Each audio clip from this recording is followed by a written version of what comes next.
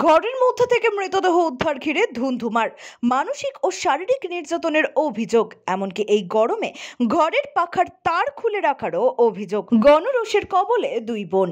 নিউটাউন থানা এলাকার গোবিন্দনগরের দ্বিতীয় লেনের বাসিন্দা আশিস রায় তার পৈতৃক বাড়িতে একাই থাকতেন। সেই বাড়িতে একাধিক ভাড়াটিয়ারাও থাকেন। দুই বোনের বিয়ে হয়ে যাওয়ার পর তারা চলে যায়, কিন্তু মাসের শেষে বাড়ি ভাড়ার টাকা নিতে তারা আসতো বলে অভিযোগ। সেই সময় এসে দুই দিদি ভাইয়ের উপর অত্যাচার করত বলে অভিযোগ এক জামাই ভাইকে বেল্ট দিয়ে মারধর করে। আশিসের বিয়ের পর তার বউকেও অত্যাচার করে তাড়িয়ে দেওয়া হয় বলে অভিযোগ। এরপর আশিস মানসিক বিপর্যস্ত হয়ে পড়েন।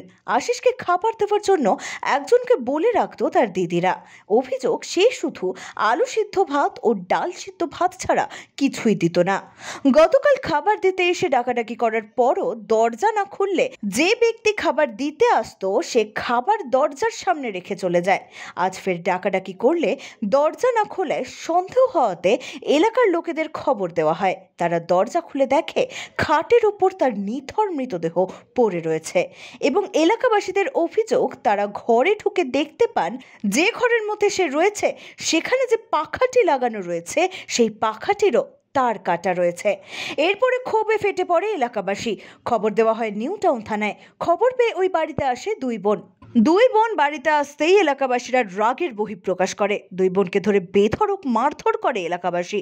পুলিশ এসে পরিস্থিতি নিয়ন্ত্রণে আনে। এলাকাবাসীদের অভিযোগ, সম্পত্তির লোভেই এইভাবে খুন করেছে আশিসকে।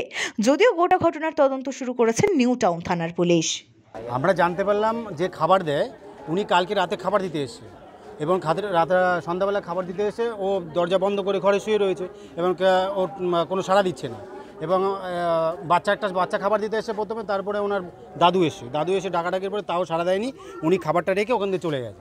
তারপরে হচ্ছে আজকে সকালবেলা মনে হয় জটিপুর ওনাদের বাড়ি ভাড়া থাকে, উনি মনে হয় কি ডাকাডাকি করেছে, তারপরে ওঠেনি। তারপরে আমাদের পাড়ার সবাইকে বলেছে, কাকারে ফোন করেছে, কাকা এসে লোকজনকে নিয়ে গিয়ে তারপরে দরজা খুলে দেখছে মরে গেছে। এবং আমরা গিয়ে দেখি চৌকির উপরে খাটের উপরে পড়ে আছে, পিঁপড়ে ধরে গেছে পুরো শরীরে।